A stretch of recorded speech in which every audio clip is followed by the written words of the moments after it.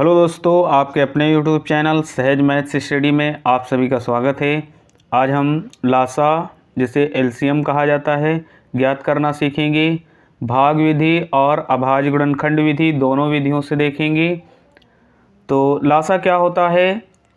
लासा का full form होता है लघुत्तम समापवर्तक और एलसीएम होता है लीस्ट कॉमन मल्टीपल। तो लघुत्तम समापवर्तक होता क्या है? जैसा कि नाम से पता चलता है लघुत्तम समापवर्तक, तो लघुत्तम समापवर्तक का मतलब यही है, लघु मतलब होता है छोटा, तो वह छोटी से छोटी संख्या जो 15, 48, 90 इन पूरे से पूरी विभाजित हो जाए, ऐसी संख्या लघुत्तम समापवर्तक कहलाती है, एलसीएम कहलाती है। तो वह संख्या कौन है उसको हम निकालेंगे भाग विधि से और उसके बाद अभाज्य गुणनखंड विधि, दोनों विधियों से देखेंगे। तो सबसे पहले हम देखते हैं भाग विधि से। तो भाग विधि से सॉल्व करने के लिए सबसे पहले ये संख्याएं लिख लेंगे। तो संख्याएं दी गई हैं 15, 48 और 90। उसके बाद ये लाइन ऐसे खींचेंगे। अब यहाँ पर हम देखते हैं कि छोटी से छोटी अभाज्य संख्या 2, उससे काटेंगे। तो जब 2 से काटते हैं तो 15 नहीं कटता है, तो इसको उतार लेंगे। और इधर 2 से 2 दूनी 4 हो जाएगा, 2 चौको 8 और यहाँ पर 2 चौको 8, 1 बचा 10 हो गया, 2 पंची 10। फिर लाइन खींचेंगे। उसके बाद हम देखते हैं फिर 2 से कट रहा है तो काट देंगे। 2 से 15 नहीं कटता है, जो नहीं कटता है उसको हम वैसे ही उतार लेंगे। तो 15 लिख लेंगे यहाँ पर। 2 एकम 2 हो जाएगा और 2 दूनी 4 हो जाएगा। यहाँ पर 2 से नहीं कटता है इसलिए इसको भी हम वैसे ही उतार लेंगे। फिर लाइन खींचेंगे। उसके बाद हम देखते हैं 2 से फिर कट रहा है, तो ये नहीं कटता है तो उतार लेंगे। उसके बाद ये कट रहा है, 2 छंग 12 और यहाँ पर है 45, ये नहीं कटता है 2 से तो इसको भी उतार लेंगे। अब हम देखते हैं यहाँ पर फिर 2 से, तो 2 से फिर कट रहा है, ये नहीं कटता है तो इसको उतार लेंगे। और इधर ये हो जाएगा 2 3 6 और ये नहीं कटता है तो इसको भी उतार लेंगे। अब हम देखते हैं यहाँ पर 3 से कट रहा है, 2 से कोई कटने वाली संख्या नहीं है। अब हम देखते हैं 3 से कट रहा है इसलिए 3 से काटेंगे, तो तीनों 25 15 हो जाएगा, 3 एकम 3 हो जाएगा और 3 एकम 3, यहाँ पर 1 बचा 15 हो जाएगा, तीनों 25 15। अब हम देखते हैं यहाँ पर फिर 3 से कट रहा है, 5 नहीं कटता है इसलिए 5 को उतार लेंगे। यहाँ पर 1 लिख लेंगे और यहाँ हो जाएगा तीनों 25 15। अब हम देखते हैं दोनों जगह 5 5 है इसलिए ये संख्याएं 5 से कटेंगी। तो यहाँ 5 से काटेंगे तो 5 एकम 5 और ये 1 और फिर 5 एकम 5।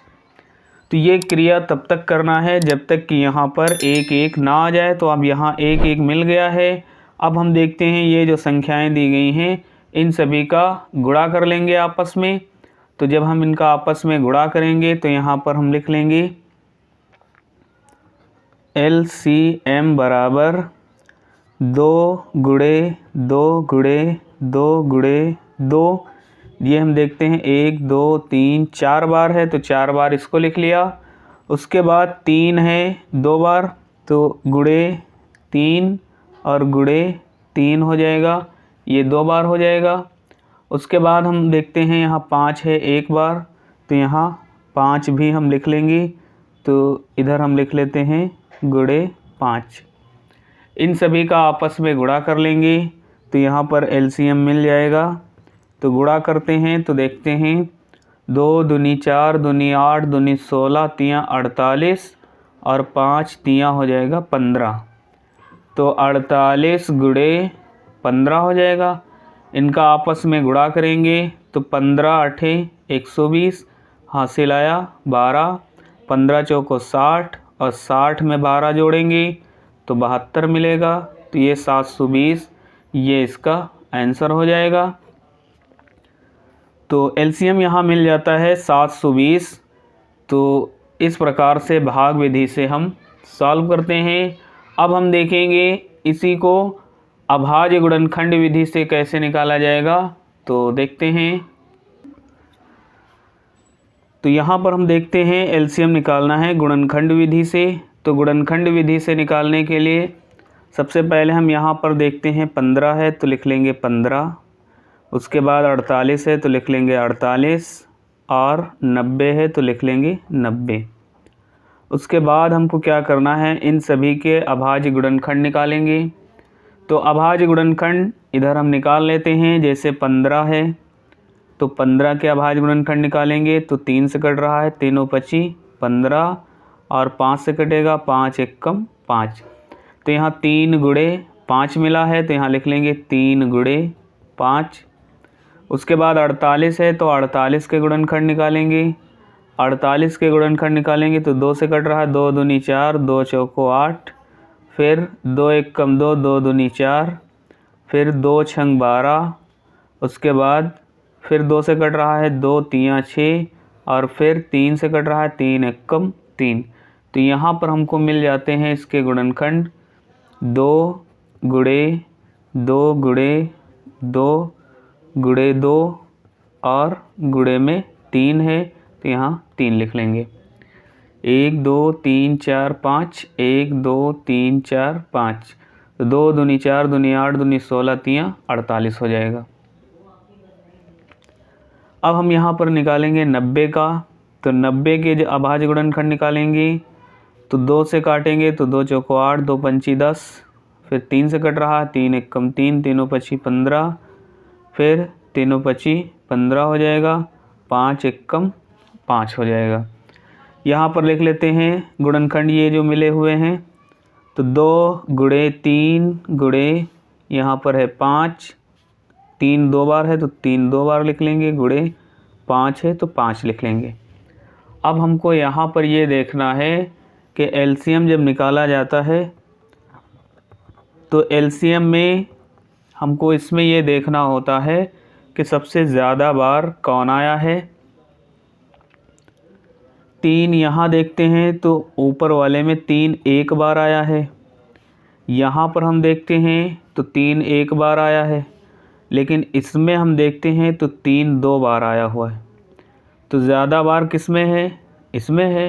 तो ज़्यादा बार मतलब 2 बार इसमें आया, इसमें तो एक ही बार आया है, इसमें भी एक ही बार आया है। तो जो ज़्यादा बार आता है उसको लिखा जाता है। तो ये हम लिख लेंगे 3 गुणे 3। उसके बाद हम देखते हैं यहाँ पर 2, तो 2 इसमें आया है 1 2 3 4 बार, और इसमें 2 आया ही नहीं है, और इसमें 2 आया है एक ही बार। तो ज़्यादा बार इसमें आया है और 4 बार आया है, इसलिए इसको लिख लेंगे। तो 2 गुणे 2 गुणे 2 गुणे 2 4 बार लिख लिया। अब हम देखते हैं 5 यहाँ एक बार आया है, यहाँ पर नहीं आया है, और यहाँ भी एक बार आया है। तो एक बार आया है तो हम यहाँ 5 को एक बार लिख लेंगे। तो इनका आपस में गुणा करेंगे तो 3 त्रिक्का 9 दूनी 18 दूना 36 दूना 72, तो ये हो गया 72। और इधर है 5 दूनी 10, तो 5 दूनी 10।